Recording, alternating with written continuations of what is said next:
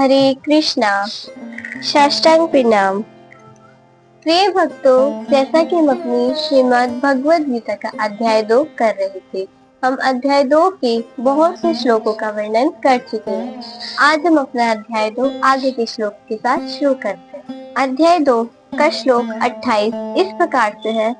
अव्यक्तादीनि भूतानि व्यक्त मध्यानि भारत अव्यक्त निधिनान्येव तत्र का परिदेवना। 28वें श्लोक का अर्थात इस प्रकार से है। सारे जीव प्रारंभ में अव्यक्त रहते हैं, यानी सारे जितने भी जीव हैं वे जन्म से पहले अव्यक्त रहते हैं, यानी वो प्रकट नहीं होते, वो अव्यक्ति रहते हैं और मध्य अवस्था में वह व्यक्त होते हैं या वह प्रकट होते हैं और वे विनष्ट होने पर पुनः अव्यक्त या अप्रकट हो जाते हैं। अतः शोक करने की कोई आवश्यकता नहीं है।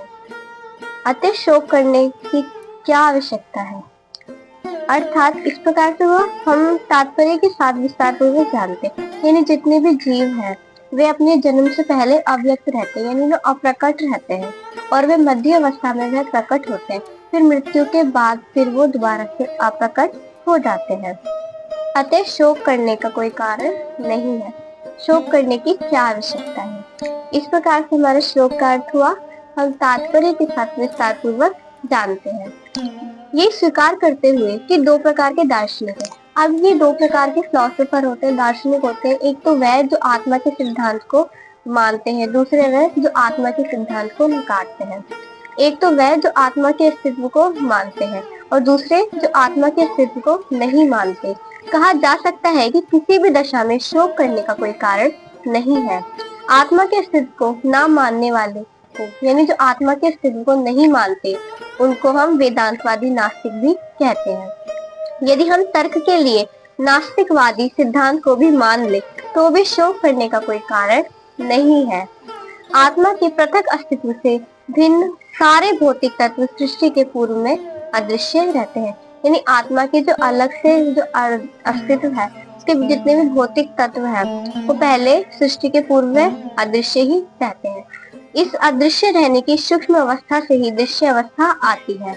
जिस प्रकार आकाश से, यानी जिस प्रकार आकाश से वायु उत्पन्न होती है, वायु से अग्नि उत्पन्न होती है, अग्नि से जल और जल से पृथ्वी उत्पन्न होती है, इसी प्रकार पृथ्वी से अनेक प्रकार के पदार्थ प्रकट होते हैं। जैसे आकाश से वायु उत्पन्न होती है और वायु से हमारा जो उत्पन्न होती है अग्नि, अग्नि से उत्पन्न होता है जल और जल से उत्पन्न होती है पृथ्वी। इस प्रकार से पृथ्वी से अनेक प्रकार के जो पदार्थ हैं वह प्रकट होते हैं। यथा एक विशाल गगनचुंबी महल पृथ्वी से ही प्रकट है। जब इसे ध्वस्त कर दिया जाता है, कोई भी गगनचुंबी जो महल है उसे ध्वस्त कर दिया जाता है, तो उसके जितने भी अनंत सूक्ष्म परमाणु होते हैं, कण होते हैं, वे परमाणु रूप में बना रहता है। अतः शक्ति संरक्षण का नियम भी बना रहता है, किंतु कालक्रम से वस्तुएं प्रकट तथा अप्रकट होती रही है और अंतर बस इतना ही है। अतः प्रकट होने यानी व्यक्त या अप्रकट यानी अव्यक्त होने पर शोक करने का कोई कारण नहीं रहता, क्योंकि जैसे जिस प्रकार से कोई बिल्डिंग है वो भी पृथ्वी से ही प्रकट है। जब उसका विध्वंस हो जाता है तो वो छोटे छोटे जो उसके कण है, परमाणु, वो इस पृथ्वी में ही मिल जाते हैं। इसी प्रकार से बताया गया कि प्रकट या प्रकट होने से अप्रकट होने पर किसी प्रकार का शोक करने का कारण नहीं रहता, क्योंकि प्रारंभ में भी जब जन्म से पहले भी जो मनुष्य होता है वो अप्रकट ही रहता है और जब उसकी मृत्यु हो जाती है तब भी वह अप्रकट हो जाता है। इसी प्रकार प्रारंभिक तथा अंतिम दोनों अवस्थाओं में ही वे सारे तत्व अप्रकट रहते हैं। केवल मध्य में ही वे प्रकट होते हैं, यानी जन्म से पूर्व और मृत्यु के पश्चात वह उनका कोई भी अस्तित्व नहीं रहता, परंतु वो मध्य अवस्था में ही बस प्रकट होते हैं। इस तरह इससे कोई भी वास्तविकता का अंतर नहीं पड़ता। यदि हम भगवत गीता के इस वैदिक निष्कर्ष को मानते हैं कि ये भौतिक शरीर कालक्रम से नाशवान है, यानी भगवत गीता में वैदिक निष्कर्ष को हम मानते हैं, तो ये भौतिक जो शरीर है भगवत गीता के अनुसार ये नाशवान है, इसकी प्रकृति नाशवान है, यानी एक समय पर काल की व्यवस्था से इसका नाश निश्चित है। अंतवंत इमे देहा किंतु आत्मा शाश्वत है। जो आत्मा है, जो शरीर के अंदर है, वह तो शाश्वत है। नित्य युक्त शरीरिणः।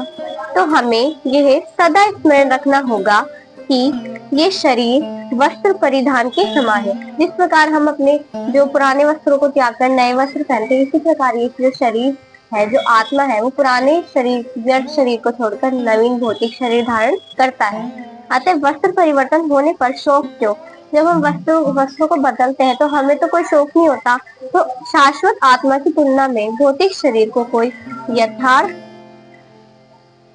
अस्तित्व नहीं होता। यानी शाश्वत आत्मा की तुलना में भौतिक शरीर का कोई यथार्थ अस्तित्व नहीं होता। यानी आत्मा का ही अस्तित्व होता है, भौतिक शरीर का कोई अस्तित्व नहीं होता। ये स्वप्न के समान है। स्वप्न में तो हम आकाश में भी उड़ते हैं और राजा की भांति रथ पर भी आरूढ़ हो सकते हैं, किंतु जागने पर हम देखते हैं ना तो हम राजा हैं, ना ही हम आकाश में हैं, ना ही हम रथ पर हैं। वैदिक ज्ञान आत्म साक्षात्कार को भौतिक शरीर के अनास्तित्व के आधार पर प्रोत्साहन देता है।